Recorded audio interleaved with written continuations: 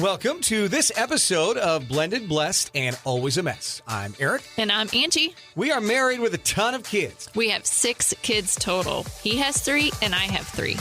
My name's Hallie and I love riding horses. I'm Lexi and I love agriculture. My name's Carter and I love eating. My name's Chase and I love lifting weights. My name's Summer and I love spending my parents' money. I'm Dane and I love baseball. Our show is about our blended, blessed, and always a mess life. And our hope is if you find yourself in the same situation we are in, that by sharing our story, all the fun and all the mess, the challenges we are experiencing, it will give you some inspirations, laughs, and community, knowing you are not alone in this mess. We appreciate you spending time with us. Let's dive in. This episode of Blended, Blessed, and Always a Mess is sponsored by the children's book Feathers Matter. As our kids grow up, they face challenges in their life, and knowing their self-worth and their value is crucial to face the headwinds. Purchase this beautiful story to read to your kids and grandkids and start the conversation with them at a young age. They are worthy, they matter, and their feathers matter.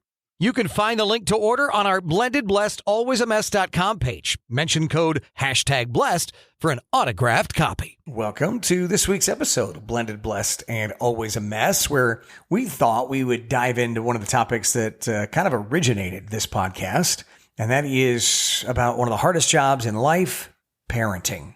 It's brutal. It's rewarding. It's a kick in the butt. It's a kick in the gut. It's painful beauty. There you go. Parenting is painful beauty. It's beautiful, then it's painful, then it's beautiful. Yeah. And it's this seesaw effect. Yeah, seesaw, very much. It is up, it is down. I would say before we dive into that, it's been 2.5 months now since you released the book Feathers Matter. And I don't know, I'm sure for you it's even a greater sense of accomplishment and achievement. But for me, every time you get a book order, it's still super exciting to me. It is. It still feels like surreal that I look back and I think, did I really do that amidst all of the pain and heartache? It still kind of surprises me. We recently did a little exercise that I'm sure we'll talk about in detail on another podcast, but it was listing out your top 20 memorable moments and best moments list. Yes.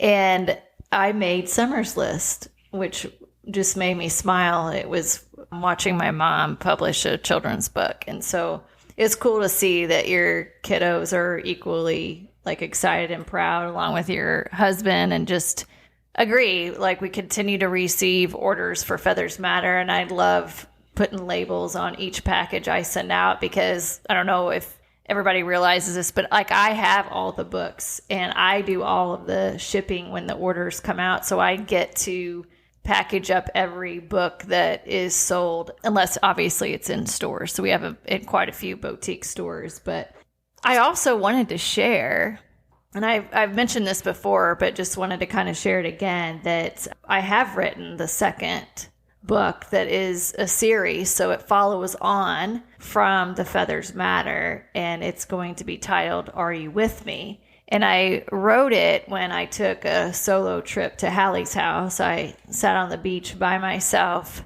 watched the waves, just complete silence, and really thought about what I wanted the next book to feel like and what vibe I wanted it to give out. And it's really, the only thing I could keep coming back to was bravery. It has to be about being brave, because we've all had to be so brave in the last 15 months.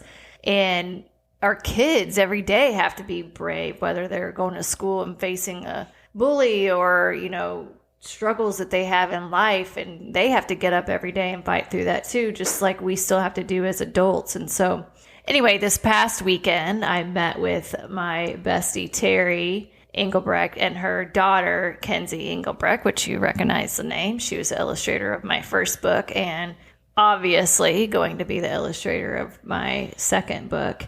And we started reviewing what we think the illustrations might look like. So just sharing a little bit of glimpse in the process. I write out the manuscript and I divide it up into pages. So it's okay, I want these 2 sentences to be on the first page and there's a 1 and 2 page spread. And then I break it all out, and then Kenzie and Terry and I meet and we talk about each page, and I talk about like kind of what I feel like would be some ideas around illustrations, but very minimal. And then Kenzie takes it all in, and then she starts working on the drawing. So that's where we're at. I will say that this is such a heavy weight. Like, I just don't know if you haven't been through it, to imagine what it feels like to just carry like 1,000 pounds on your back. Like, that's what it feels like every day. And it's heavy. And over time you get used to carrying that weight, but that weight never goes away. It has not gotten lighter. So then you look for things that give you a little bit of pep in your step. Or what was Chase saying this last week? Over and over. Steppa. Your lemon pepper steppas? Yeah, I don't even know what he said. But anyway, so puts a little pep in your step, and you try to hold on to those things because it makes the load feel just a little bit lighter. And meeting with them at High Rise just gave me a little bit of boost in my energy. And I do think it's going to be another beautiful story. I think, as anything, the more you do it, the better you get at it. And I'm just super excited to share it with you. It's another book that's based on actual things happening to me that's directly connected back to Hallie. So I cannot wait to share it with you. And I think, can we just be, as you talk about the 1,000-pound weight, I see Angie carrying it daily. And if we're just being honest, sometimes the weight is heavier than others. And this has been a hard week for you. I mean, you've had some moments. I've shared more about it being a hard week. Yes, but I would say Monday night, that all the tears, you haven't had a hard cry to sleep like that in a while. Damn it, that was a hard one. And Summer was worried, and Jesse put fake eyelashes on me, and there's something about fake eyelashes that just make your eyes pop, and I have not had them for a long time. And actually, Summer put them on me first. She wanted to try them out. I'm like, hell, I don't care. Put them on me. And everybody was like, oh my God, Mom. Even Chase was like, Mom, you look young. Okay, thank you. I was like, oh God, beautiful. So I had her put them on me again because they don't stay on that long. But it was like a week. And Monday night, fake eyelashes do not withstand that kind of storm. It was the next morning, half of them were hanging off. They were a mess. I had to take them off. But I would just say to this, it was this. I would look at this as a growth in our journey, because in the past, if she would have broke down like this and left the room, I would have followed and tried to fix. Mm-hmm. I didn't even get out of bed. I'd let her go. And then I realized she was in Summer's room, and Summer was like worried and messaging me. And then she came back to our room, went into the bathroom, and I could just hear her crying there. And I just never got up. Yes, thank you. And then when you finally did come to bed, I hugged you well, but I didn't. And so for us, that is kind of a little bit of learning what each other needs, because everybody's so different. And what happened Monday night was I came across this video of Hallie. I don't want to get teary-eyed, but of Hallie at Levi's baptism. And I don't know what it was about that video. I'd seen it before, but it just cut me like a knife right through my heart when I didn't think it could cut it anymore. But she was so happy, and she just was standing there, and she was looking at Aric, and she was looking at Levi, and just had this big smile on her face, full of joy.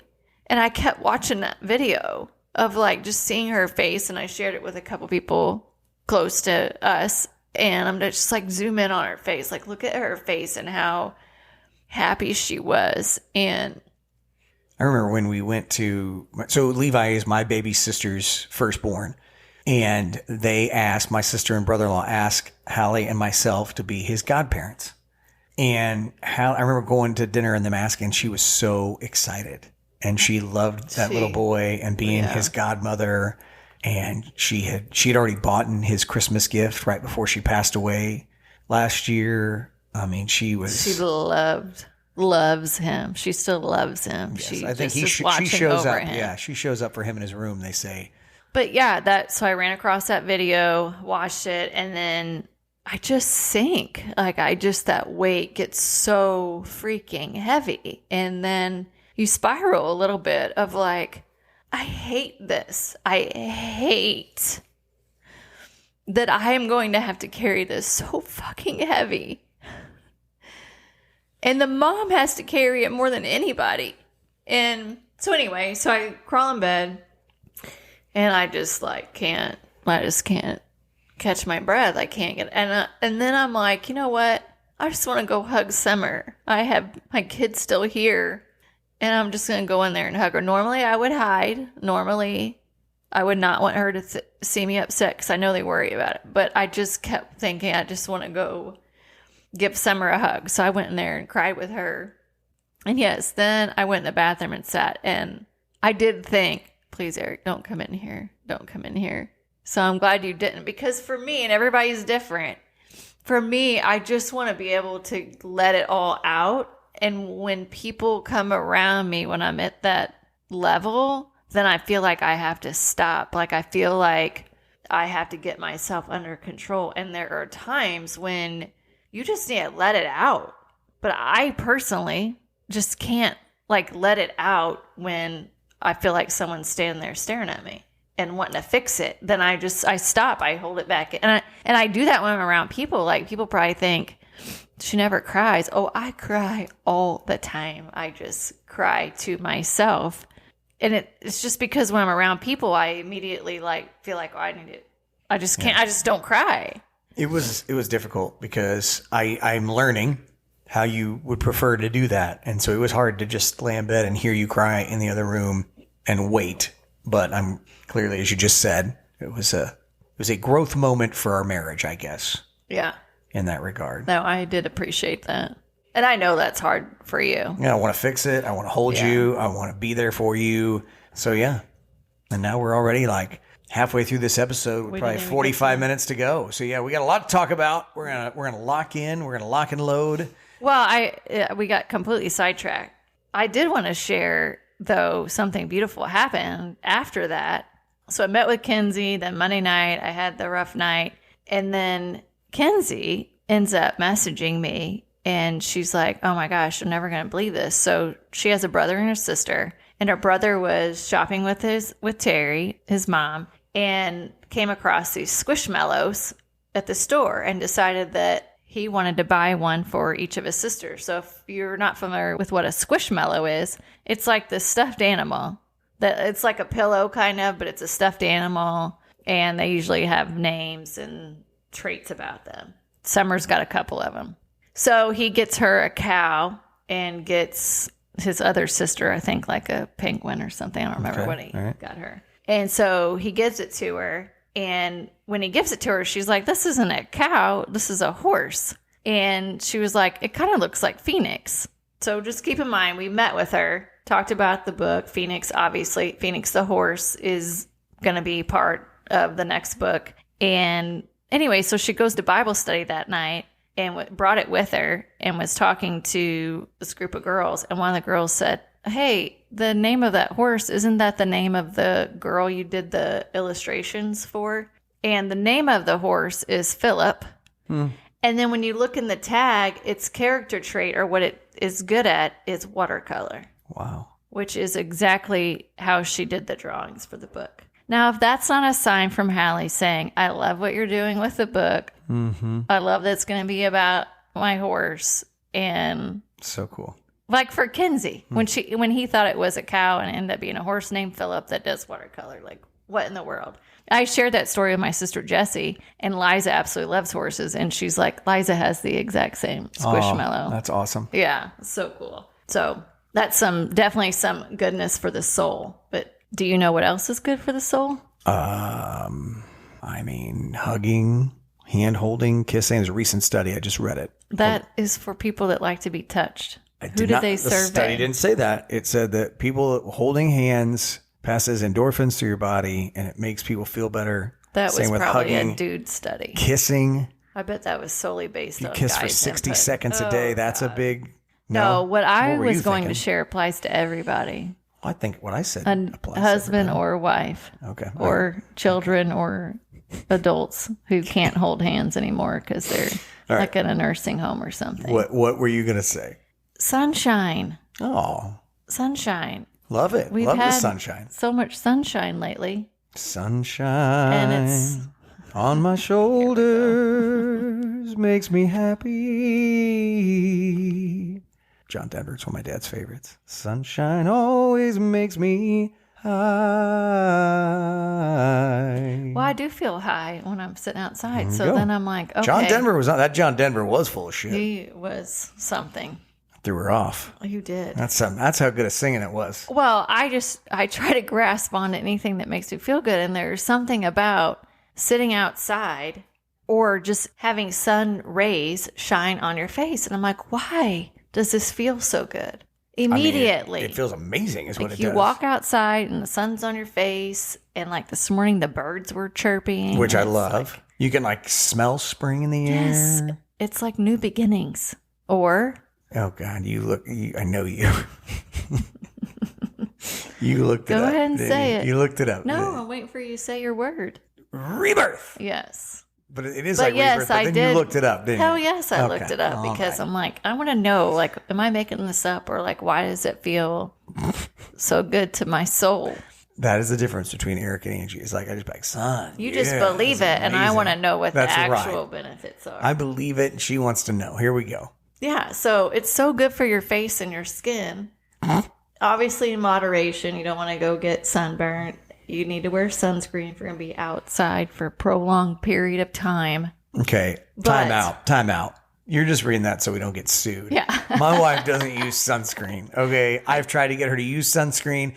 Only times I can get that is burn. like if we're in like Mexico or the Caribbean. I've gotten her to wear it because she's like rashes up on her chest and stuff. Yeah, after I a get while. hives if I have like Yes. prolonged heat exposure. But yes, you should wear sunscreen. But it's like an anti-inflammatory effects from UV light. It helps reduce redness, swelling, inflammation, which is amazing because we're all inflamed some way or another. Amen to that. And then obviously we all know it provides vitamin D, but do you know what vitamin D is actually good for? I just You know just know it provides vitamin D. during COVID, it was like get outside for vitamin Yes. D, and Yeah, it made people but feel why? better. It's got some kind of health property. It like supports your bone and muscle health. I didn't know some of this stuff. Regulates your blood pressure, regulates your immune system, which is why for COVID it said get outside. It's great for maintaining the health of your blood vessels. It keeps your brain working well, and it regulates your blood sugar. That's what vitamin D does. So you get outside and get vitamin D, you get all of those benefits. Love it. Fantastic. It strengthens your bones, kills bacteria, better sleep, improves mood, and lowers cortisol levels. Which Definitely gives me like an improved mood. Yes, but lowering cortisol levels, mine are all over the board because of fight or flight. So that's just like 10 minutes a day. If you have lighter skin, 10 minutes a day. If you have darker skin, it's 20 to 40 Me minutes. and Angie, so I feel and like we look semi like we could be like from a Central American country, really. We have a little bit darker complexion. What? 40 minutes. Yeah, we're good at 40. Take me outside. So get outside if you're feeling low. Like Watch the there's YouTube something. video. Look at the glow. This is the way we Oh tan. my God. We should not do these late at night. I'm drinking my chamomile tea over here, and it is fantastic. My God. I do actually want to dive into, that was a serious topic, but I do want to dive into an actual serious topic. Parenting. How you started it with parenting. Because we actually have not, I don't feel like we've talked about parenting like we used to when we started the podcast, because that was like top of mind. Like, how do you blend families? Why is this so hard? All the parenting struggles times 1,000 when you're blending. And obviously we don't get a break from parenting. Like, we still have to parent even when we have this huge weight on our shoulders and we're crying every night. It's harder now. We don't get a break. So it's like way more challenging. And I feel like as a parent, like we worry the most about not messing up our kids. I feel like that you just want your kids to be okay and you don't want them to have to struggle. And so that's always been a thing for most parents, I feel like. And a week or so ago, we went to church, and this rarely happens to me, but I kind of got triggered with the sermon, and it was kind of like I was irritated. Yeah. I was irritated, and only because of my own talk track in some ways. But the pastor talked about how it's easier for those with needs to get to heaven than those with all the blessings.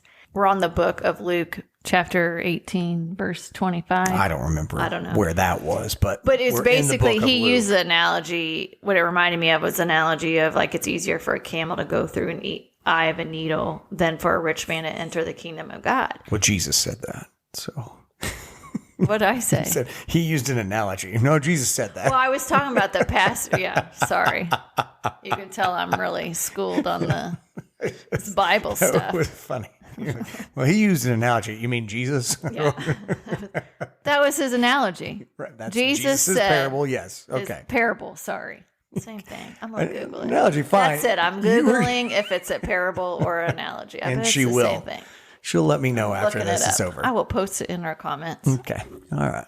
So anyway, Jesus says easier for someone to go through a camel to go through an eye of a needle than for a rich man to enter the kingdom of God. That is true, apparently, but it triggered you something. It triggered me because I don't even know how to say this without it sounding bad. But like I shared this before that my mantra, my talk track for a while was like create your own reality and I'm in charge, and I've worked really hard in my career to get where I'm at, to where I can do stuff with my kids and we can go on trips and like all that stuff. And I believed that I was like in control. I did believe that. And that, you're blessed when you work hard and you do all the right things and all of that stuff. Like that's that mantra. I was not relying on God. I was relying on myself. And, when Aric and I met, I started down this journey of my faith and starting to recognize that in myself and my beliefs and where I've steered wrong in that.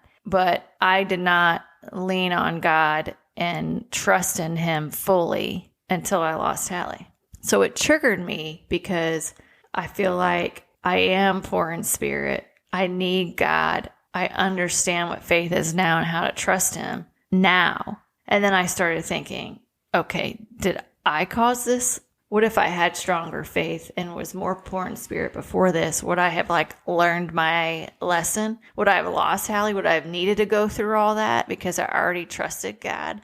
That was my talk track of well, why would that happen? Am I partly responsible for this lesson that I had to learn? And it just my mind started going in circles analyzing the message, which makes me look forward to our next guest on our podcast. It drops after this, is one of the pastors at the Crossing and talking about grief and the why, because I feel like that's everyone's number one question. Why did this happen? And understanding more of that.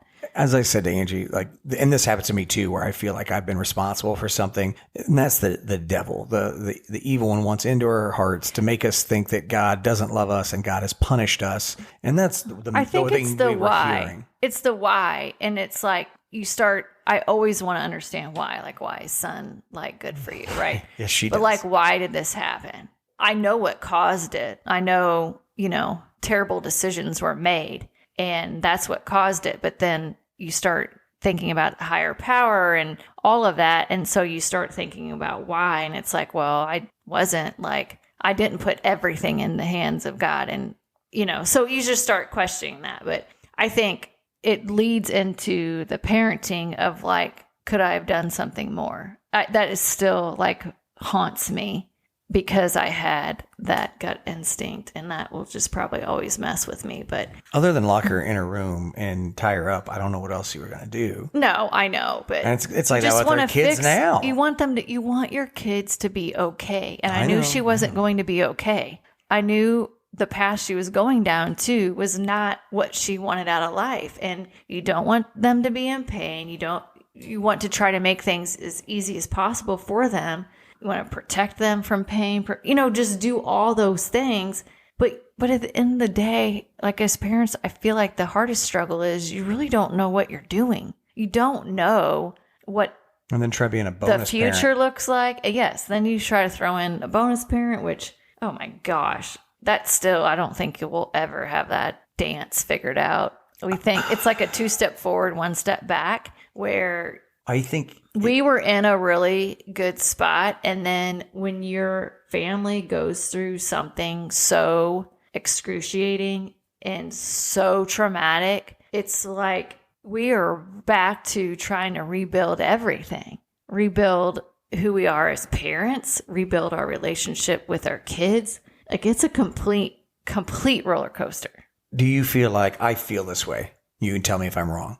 I think that bonus parenting is a harder job for me now. It was already hard enough. Like, we had the first season episode where it's like, you're the devil, blah, blah, blah. It's even harder for me now because, you know, my kids have always, like, you've been like a great thing for them. And now they even have all this pain for you, with you. And then I'm trying to hold you up when you're in pain, trying to help parent my own kids, your kids when they're in pain and worried about you and worried about their dad and missing their sister. And it's like, it's more complex than it ever was before. It's hard. And I do sometimes think, man, this is, I am paddling just to stay afloat sometimes. Oh, for sure. It is definitely more complex than what we could have even imagined when we first decided we should start the podcast. Sure. To try to parent. And I mean, there's so many triggers throughout. There's more triggers now for our kids than we ever had before. And I feel like we all have to reconnect and relearn who we are, how we respond to situations, what maybe wouldn't have upset them 15 months ago now upset them, or they think about things differently. And it's like we're back to trying to figure out new ways to parent. And, you know, as we were talking about this, because we've had some parenting challenges recently where it's just like we're scratching our heads like, oh my gosh, I don't know what to do in this situation. You know, we kind of go back to figuring out what are those foundational things that we need to go back to from a parenting lens. Like what are the basics that we have to make sure that we're providing to our kids? And I think the number one is that's one thing we said from the very beginning is that we provide a safe home for our kids, that they will feel safe in our home. And I think leading that as like, that's our guide point. That's our North Star, is like, we want our house to be safe for our kids. That helps sort of recenter where we're at and conversations that we should have or shouldn't have. I mean, there's times too where I think, are the kids like me where, you know, if I'm upset about something, I just need to get through it, work through it before I want to talk about it type of thing, you know, because there's times where the car rides are quiet and it maybe used to not be that way, but I feel like we kind of just don't have the energy either sometimes. It's definitely making me more. I had lunch with my friend David last week, who leads worship at the Crossing, and he helped perform at Halley Celebration of Life. And he had just finished coming up with this pyramid concept of the bottom layer of the pyramid is the base. That's God. Trust the source. So he would say, trust the source. And then the second phase is give grace. Give grace to yourself, give grace to your kids, give grace to your wife, whomever that might be. And then the top of the pyramid is patience, and learning to be patient while the things played themselves out. And we have referenced that just in the last week since I had lunch with him several times, just between you and I, where we'll say, trust the source. I've messaged back and forth with him. Just trust the source. Trust that God will show up. God will provide. We will figure this out. But I have found myself too, because we've had instances where it's like, I've got to give these kids grace for going through things that they didn't want to go through. And I've got to be patient with them, with my own heart, with all the things. And so I do like his analogy of the pyramid and where that's going, because it's a lot right now. Well, that's the only thing you can do is trust God, trust that you're keeping him at the center of what you're trying to teach your kids too, because at the end of the day, you're going to have to let them go on their own. And you want to make sure that they have the tools, they're equipped with the tools to face life's challenges. Now, they have faced the worst challenges of their life. But we have to lean on God too. Like it's so hard when you don't know if you're doing the right thing or not, you know? And again, like you said earlier, as a parent, we don't know. You don't know. And then you put on top of that we're grieving, which grief is such a crazy thing because it's such a sudden loss that you are so unprepared in all aspects of your life. There's no way you could possibly prepare for the emotional, physical, spiritual overload of emotions, and just your whole mental system is just completely unraveled all at once. Like instantly, you are completely messed up. And then they call it like bereaved parenting. It's like you're engaging in your loss and going through this terrible time. And instead of living that out, you also have to then turn around and rebuild your life and your family and still be a parent. And they all like overlap, and it's completely messy. Like one thing doesn't take precedence over the other. And you can't like check out of it. Like, I mean, being completely honest, there's a lot of times where it's like, I'm so tired. I don't want to have to deal with parenting stuff, or I don't want to have to deal with feeling this way because I lost Hallie. But neither one of those do I get a check out of. Right. You still have to deal with it. So we did sit down and kind of talk through like, okay, so what are those foundational elements? So we thought we would share that with you. We touched on a couple of them of like, God has to be your number one factor, and trust him. Trust that you're doing the right thing. Keep him as your guiding principles and guiding light. Make sure that you're keeping your home feeling safe and peaceful for the kids as much as you can. Like there are a lot of times our house is crazy because we have kids. We have 3 boys and a girl at home. And you talk about 3 boys in one house. Picking on a girl. Picking on one girl. It's crazy land most of the time. So you that stresses all those me boys. out. She gets everything, and I'm like, you treat her like shit. Like what? I mean, they do. Yeah, they treat her awful, but then they want to be like, she gets everything. Yeah, and it's like, well, I don't know what to tell you guys. Like, so that part weighs on me because I do want it to be a peaceful house and safe. And there's no way you can get rid of sibling rivalry. Right, and not only that, no way. And this is part of why I think it's harder on me is that I have always been at the end of the day, I'm the man of the household, and we still, while Angie is... I'm the queen. The queen bee, and she is... Everyone would tell you she runs this house. I don't like that term, man of the household, but I would say you have the voice of authority when it comes to the kids. It's you run the home. You just do. And I've said to you, this is only, it's just a house when you're not here. You make this a home when you're traveling. So you make this a home. But from an authoritative standpoint, that's my job. Yeah. And she doesn't like it when things are loud and crazy. But sometimes as a parent, you have to be loud, and you can't, I will say this. No, I don't agree with that. I'm saying what I was alluding to earlier was when the kids are loud and crazy and fighting and they just want it to be peaceful. Like, I don't like that when it gets like all crazy. And they're fighting. I don't feel like she likes it when I'm parenting in certain ways. But I'm saying a lot of the times you really don't have to go.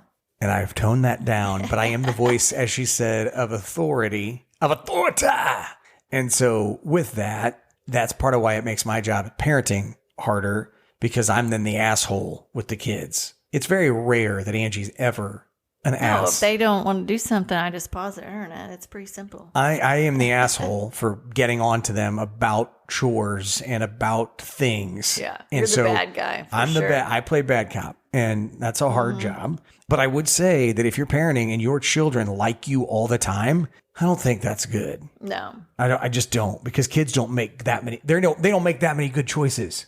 Right? Kids aren't making a good choice every second. Hey, even I lost my freaking mind couple Sundays ago, which she did. We can talk about that later time. Get to that in a minute, because I do want to share things that we're trying to be mindful of to keep us centered when you're already like totally drained anyway from just our life. All right. So next thing to be mindful of then. Let's go back there. Next thing to be mindful of is meeting the kids where they are and trying to adjust. Angie's better at this than I am. Even though it's maybe what we wouldn't have normally done before we lost Hallie, that's something that we have recognized through this whole process is like, sometimes you're going to have to change your thinking because of trauma, because of grief. And we've had to just try to regroup sometimes and try to meet the kids where they are in their season of life, because we're all so different. That's hard because you may be, like, no, this is the way it is. But it's a balance because a lot of times they want the structure and they need the structure that was there. They're never going to say that. No, but yeah, because we had that conversation. I'm like, one day when you have kids, every parent does that. Well, whenever you have kids and you're going to be the same way. I will never be like this. Yeah, I said to Chase, I was like, one of these days I'm going to laugh and you're going to come apologize to me and I will never apologize to you. Yeah. And he was kind of laughing when he said it, but it was like, it is what it is. Right. You've got, sometimes, I say this all the time. I do think that I digress, take us off topic. I do think this is part of where our society is losing focus, is that we believe kids should make choices at too young of an age. There's a reason that they're under our care until they're 18. Their brains aren't fully developed until they're 27, 28 years old. So the fact that we let them make so many choices at 12, 13, 14, 15, 16, and they're like, no, it's okay. They're 14. They're 16. Nope. Brain is still not near being developed. They're in this house till they're 18. So I'm still going to make some of these choices, whether they like it or not, because I do believe that is the role of the parent in the home, is to make those choices. There's a reason that they can't drink at 16. There's a reason that they can't drive till they're 16. There's a reason that they can't smoke legally until they're 18. I mean, they don't make great choices all the time. Okay. So if you think your kid's making a great choice all the time, you should go talk to someone. Okay. Oh my God. Well, they're not. Not Aric. You probably don't want to talk to him. Don't talk to me. You won't like what I have to say. Your kids are not making 100% good choices all the time. No. I didn't either when I was a kid. Well, that's how you I don't today. That's how you learn, actually, is by making mistakes. You don't learn from doing everything right. And I say to my kids, make your mistakes now while you're in the home so that I can steer you back so that it doesn't get too far gone. So yes. The other thing is something we try to be mindful of is to try to avoid fixing things. We kind of talked about that earlier with just... She tries to avoid fixing things. I try to fix them. I try to fix things for my kids. Like, I want to help them. Like, I don't want to see them struggle. And that's actually not what they want. They don't want someone to fix it. They just want to be seen and heard. And so it's hard for me to do that as well. Since Hallie passed, it's even harder because you want to take all that pain from your kids. Well, I just feel like they've already dealt with so much. Right? Like, I don't want them to struggle with anything. And you can't protect them. Like, you cannot, you can protect them from some things, but they're all living in this world. You're not around them 24/7. And then you're taking things from them if you don't let them make some of those mistakes and have some of that pain in their life. Yeah. Another thing that's hard, I think it's especially hard for moms, is like letting them express what they want in a safe place. And a lot of times it's the mom that hears all the raw emotions. And sometimes kids take it out on their moms too, because they know they're in a safe place and they know they can be angry at mom and she's still going to love them no matter what. And that's their moms safe get place. shit on. Okay. Yes. Moms get shit on. You do. I Because hear it kids all the think time. that you're safe and they can talk to you however they want because they know you're going to love them when it's over because you're the mom. Say, whatever they want. They know I'm going to show up. They know I'm always going to be there for them no matter what. And the last one we kind of alluded to earlier too is just trying to control our emotions, even when it's extremely hard to do when you're just completely drained and worn out. But doesn't mean we always succeed at that. I lost my...